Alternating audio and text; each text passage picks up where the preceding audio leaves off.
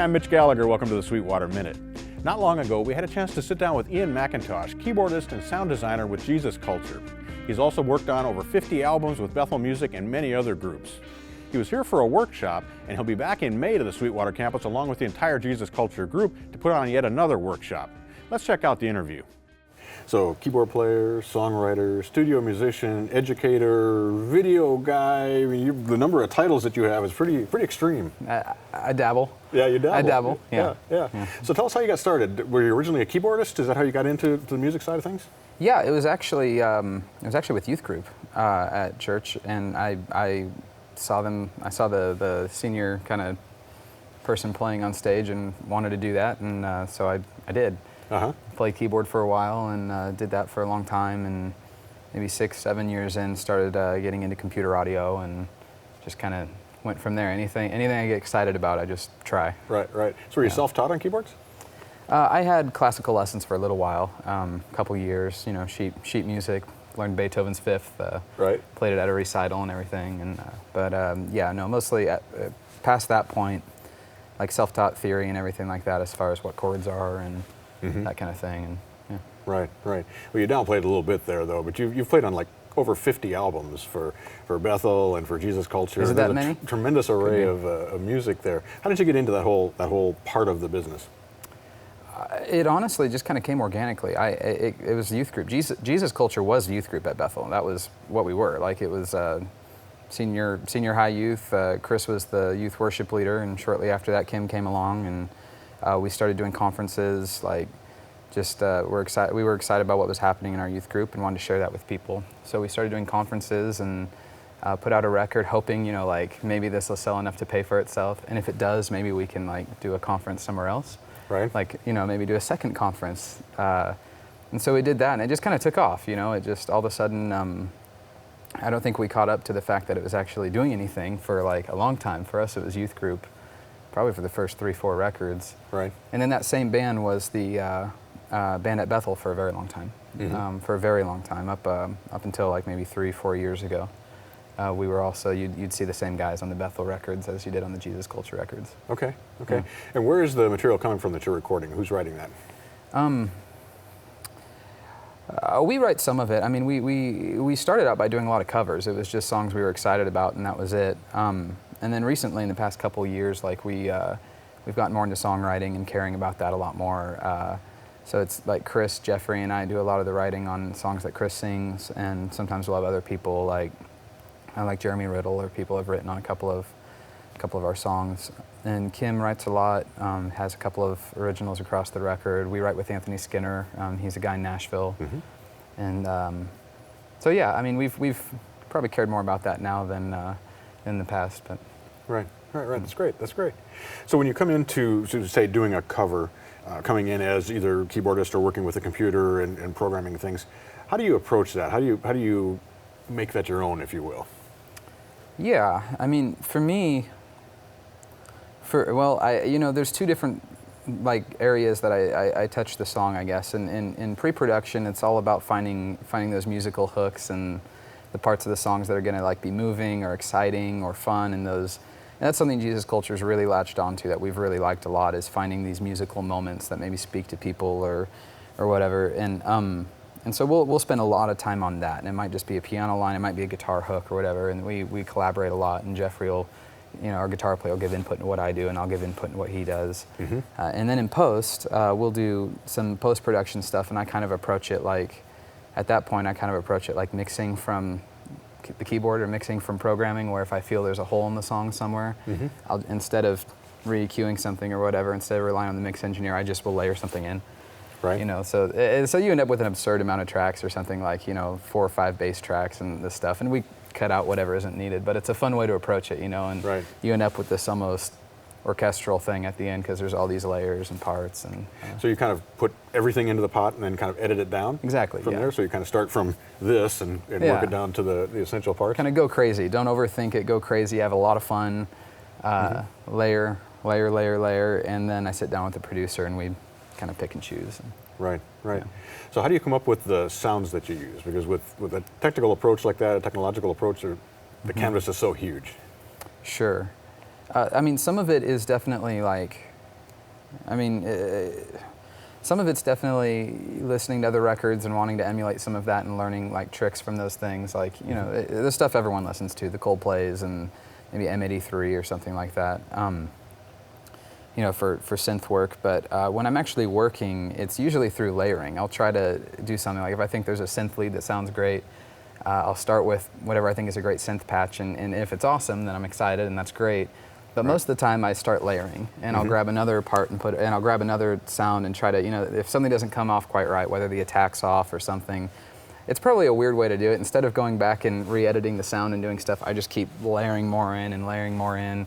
Right. And then I'll usually combine those into a patch at the end or something, and then I have this one giant thing. Right.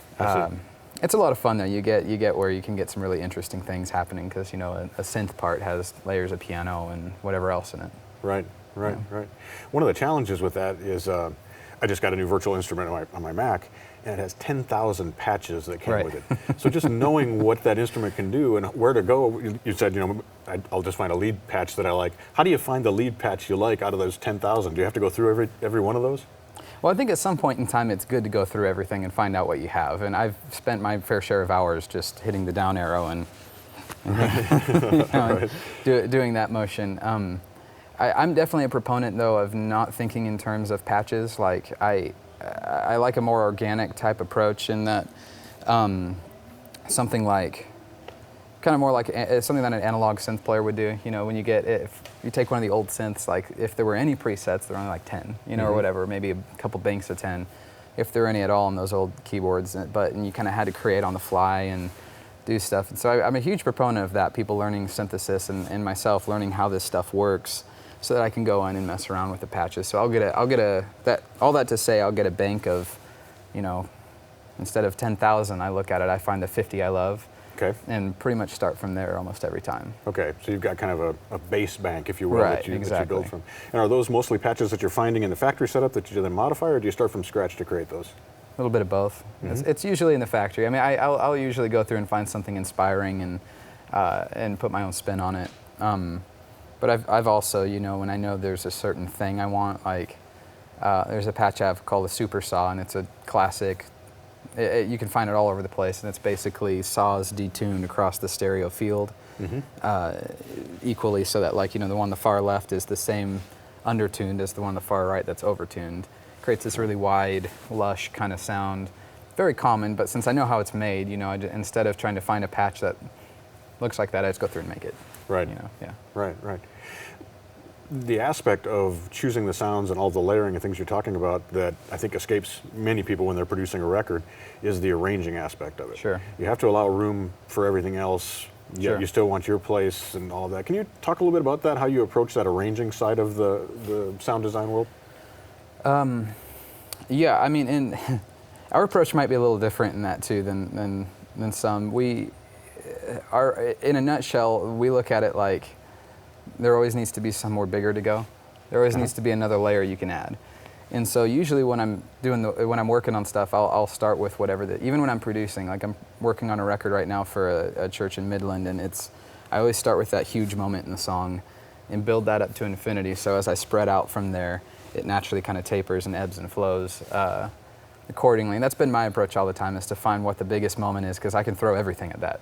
Right. You know what I mean? I won't run into a problem where the chorus is bigger than the bridge if the bridge is supposed to be the big point if I start there. And so that's been kind of my approach. And then I'll just, you know, pull in some similar elements into the chorus or pull in certain things. I'll focus if the guitar hook's happening. I'll layer in stuff around that to make sure that that's the focus. So I'm not like triple hooking something. If there's a hook, you know, you stick with it. If there's a melody line, or I'll do a harmony to it or something, like a contrary melody. Does that answer the question, kind of? Yeah, absolutely, absolutely. So what are the challenges then when you go from the studio to taking that onto a stage? Picking. I mean, more than anything, it's trying to figure out how to make it to where it feels authentic, but you're not missing whatever's in the record. And that's the big challenge, right? You want to have all 50,000 tracks or whatever going, because that's what, you know, that's, especially since I'm the one dubbing it all, that's the one that, like, it's what feels magical to me. But so what I'll do first and foremost is, especially if there's cameras floating around somewhere, you know, it's definitely then pick and choose what looks right. Like, you know, if you mainly hear this one melody line and I'm just playing block chords, that's kind of strange. Right. So I first and foremost, that's like rule one. But from there, I have a setup kind of.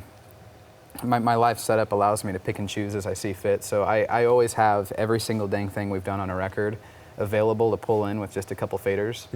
And so if I decide to go outside of the box and play something different, I can pull that part back in so it keeps going, and then I can play something. And so I keep my live setup super flexible so I can pick and choose on the fly.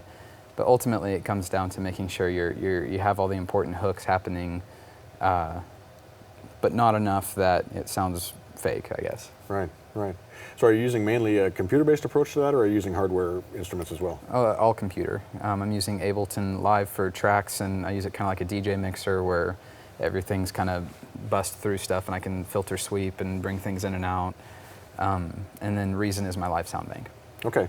And then, so you're creating all these patches inside of Reason? Yeah, then, or you're exactly. importing samples, or how are you doing that? It's almost 100% Reason. There's very little. If it's anything else comes from like weird sound mangling things in live, where I'll just destroy something and then grab that and throw it on. And that's kind of a unique Ableton thing it can do. But yeah, 99.9% just stock Reason stuff that I've made. Sure, sure. And are you running Reason and Live on separate computers, or are you running them on the same computer? Same computer, just rewired together. Mm-hmm. Right, so which is feeding into which? Which is the master that you're controlling things from? Yeah, so Live's the rewire master and controls the tempos and then plays all the tracks and everything, and Reason's the slave, and I bring in like something like 10 different channels for different, so I can route it differently and use it differently. Right, right. And then do you have a audio interface that sends out stereo, or do you send stems out to the front of house, or how do you do that? Ideally, what we like to do is send out 8 channels.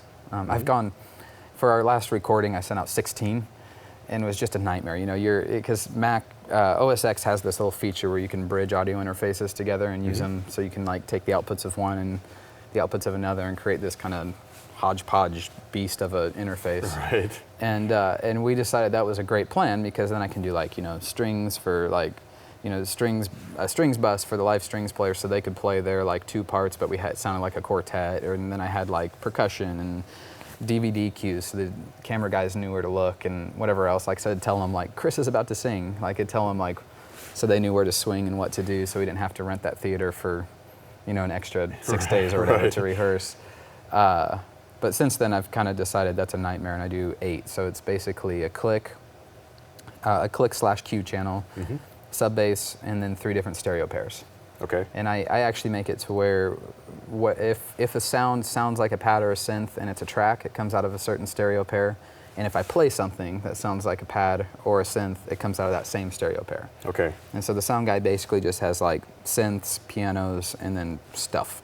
Okay. And that's kind of, he just mixes that in and calls it a day, and I make sure all the levels are right in my own ears. Right. It has to make it easier on the sound man too. He loves it, yeah. He loves it. So he's not like, is Ian playing that or is he not playing that? Who's doing that? Where's that coming from? It's just that. And he has more control. You know, each room's different. You know, and so a pad can sound super loud in one room and super quiet in another, and so he gets to worry about that. Right. That's his job. Yeah, exactly. So do you have the same sound man every time, or do you use different? I think you know him, Daniel Ellis. Oh, sure. Yeah, he's been traveling with us for a while. He's just an amazing guy, like amazing sound guy, killer, great at. Yeah, we take him everywhere That's we can. great. Having And that's the digital age steals him. Well, yeah, right. Yeah. right. So that has to make it easier having the same sound guy, because having somebody different every night would be a challenge with all that. So.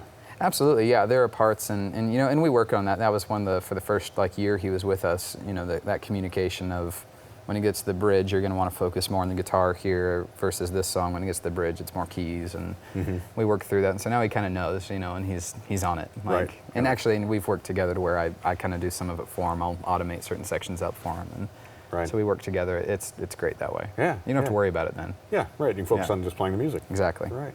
Wonderful. Tell us what you were doing here at Sweetwater. What brought you in here? Well, I recently partnered with multitracks.com to release my artist patches. So the different sounds I've made and stuff for Reason through their platform, and it's pretty cool. They allow you like tag it by song, so people can look at a song like that they love that they're going to lead on Sunday, and then see what patches I used on it. Nice. Which is a really unique kind of thing. You know, that's something that on my own, I mean, I could put together an Excel document, but it'd be just a nightmare. You know, and putting a visual front end to that is really cool. We're doing an event here with Sweetwater where we're doing sound design and things like that and teaching people sound design and sharing that with them. And Ableton's been doing some stuff, and the Digital Age is out, and so it's just kind of a fun partnership, I guess. Right. Yeah, that's great. Yeah, Great. and Sweetwater's become the sole distributor of multi-tracks outside of multi-tracks too. That's part of this. I found that out here. I didn't know that was the case. Yeah, it's awesome. very cool. Yeah. It's a very cool partnership. So yeah, we're happy to have them here, and we're happy to have you here as well. Thanks for coming in. Oh, I love being Appreciate here. it. It's great to see you. Good to see you. Appreciate your time. Thank you. Our thanks to Ian McIntosh for sitting down and discussing his career with us here on the Sweetwater Minute. We're looking forward to having him back on the Sweetwater campus for another workshop in May.